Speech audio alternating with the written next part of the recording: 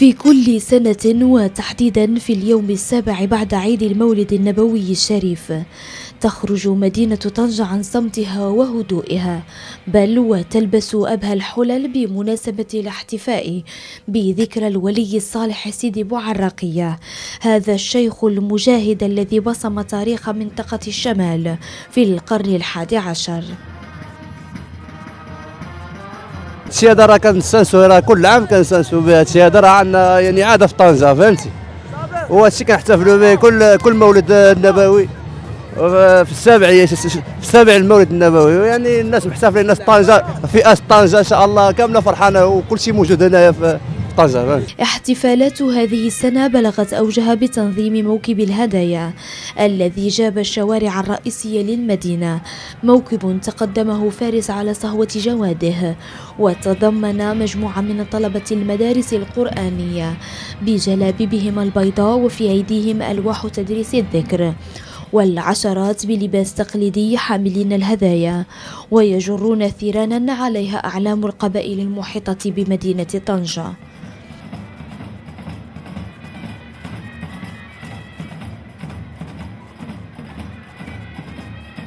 الحقيقة احنا فرحانين حتى مؤسسة صدق والكتاب عملت لنا هذا الحفل الجميل في مدينة طنجة بمناسبة المولد النبوي الشريف. حنا اي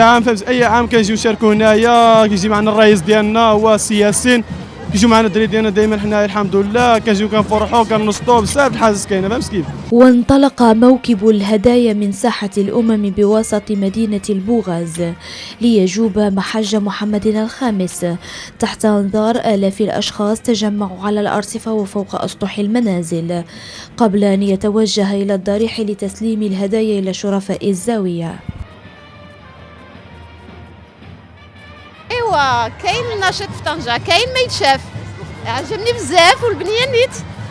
هذه الساعه وحنا كنسراو في هذا الشيء ما تسالاش مزيان. كما شارك في إحياء هذا التقليد السنوي الذي يكتسي طابعا خاصا عند ساكنة عروس الشمال مجموعات وأجواء فولكلورية محلية وجهوية قدمت عروضا فنية بديعة تابعها جمهور غفير من ساكنة المدينة الذين شاركوا في هذه المناسبة التي تعكس ارتباط الطنجاويين والمغاربة عموما بهويتهم وأصالتهم.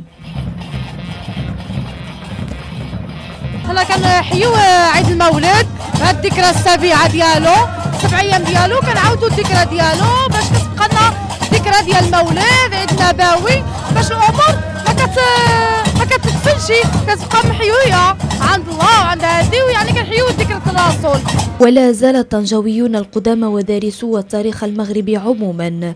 يتذكرون مناقب هذا الولي الصالح الذي جاهد بفكره وعلمه الغزير لمحاربة الغزاة في تلك الحقبة من تاريخ المغرب والدعوة إلى الجهاد ومحاربة الأفكار الدخيلة على المجتمع المغربي، كما شارك في العديد من المعارك التي مكنت في النهاية من تحقيق انتصار مدون على قوة الاحتلال آنذاك.